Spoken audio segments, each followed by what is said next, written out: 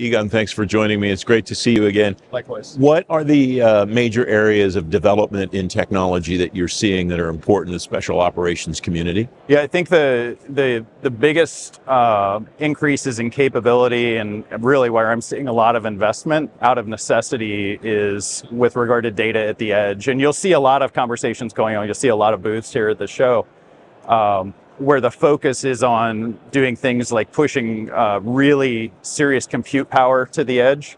That brings with it a requirement to be able to move data. And that's something where there's a lot of, I'll call them piecemeal solutions. Everybody's sort of implementing something that works for them. Again, out of necessity, right?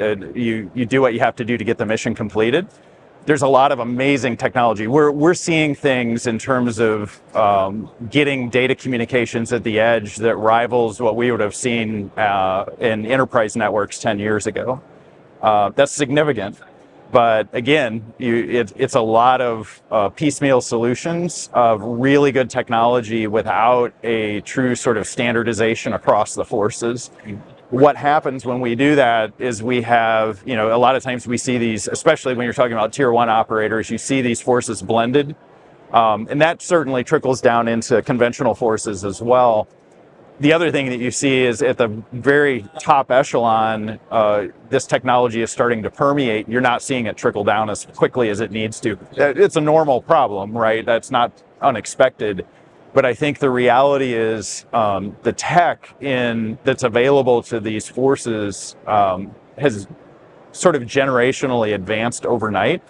And what we need to do is sort of bring those standards into play so that we have things like high-speed edge networks that can self-assemble. If we're bringing in and blending forces from different organizations, it shouldn't make a difference, right? To use Steve Jobs' phraseology, it should just work, right? And again, it's not that we're delinquent in this, it's that we desperately do need to accelerate it, but we need to do it in a way that's standardized across the forces, so that as we're doing things in CENTCOM or in EUCOM, where there's active conflict going on today, we're learning the lessons and perfecting the craft so that if we see an Indo-PACOM conflict in the future, we're not trying to play catch up, if that makes sense. Yeah, it does. As far as data at the edge and high-level compute power at the edge, what does that mean for what the practitioner needs to do or think about or be ready for to be able to use all of that stuff at its full potential at the edge? So hopefully what it means is, to the practitioner, they don't have to worry about much, right? If we do it right. Yeah. Right. And you've seen that in the SOF community a lot, where sort of the BYOD approach has been used. And it's not literal BYOD, but it's devices and interfaces and UIs that they're already familiar with. They use them every day in their normal daily life.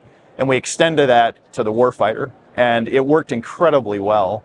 And so I think it's a byproduct of sort of making intelligent decisions around how we deploy the technology to make the adoption as simple and easy as possible, so that the warfighter doesn't have to think about it. It's very natural, it's very intuitive, and they don't have to, like the days of having to set up hundreds of devices and the configuration and loading key mat and all the things, it takes hours and hours and hours to do, and then you redo it the next time, right?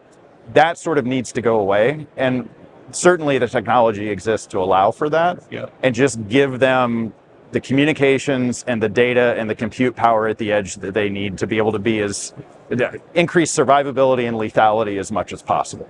So there's three pieces that it seems to me are important that are part of that. One is the technology, one is the acquisition process, and one is the way that the end user uses that stuff. It is. How much of each of those pieces will contribute to success in that?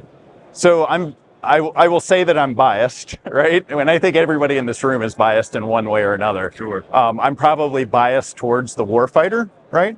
And what frustrates them the most, which is typically going to be delays, number one. So acquisition process. So like if the acquisition process puts something in my hand 2 years after it's already sort of been superseded, it's not helpful to me, right? The other piece to that is sort of understanding that what I need is not predicated by what somebody thinks is the best idea in Washington, right? Which is that acquisition? Probably that's part of the acquisition process, like the selection and that sort of thing. I think that gap has been bridged to a great extent, and you can see that in some of the big players here at this show, who 2 years ago weren't even here, right? There is a significant number of those here today. So I think that it's getting better, but I'm gonna pick on acquisition. It's harder than it should be, and that's not a new problem, but yeah.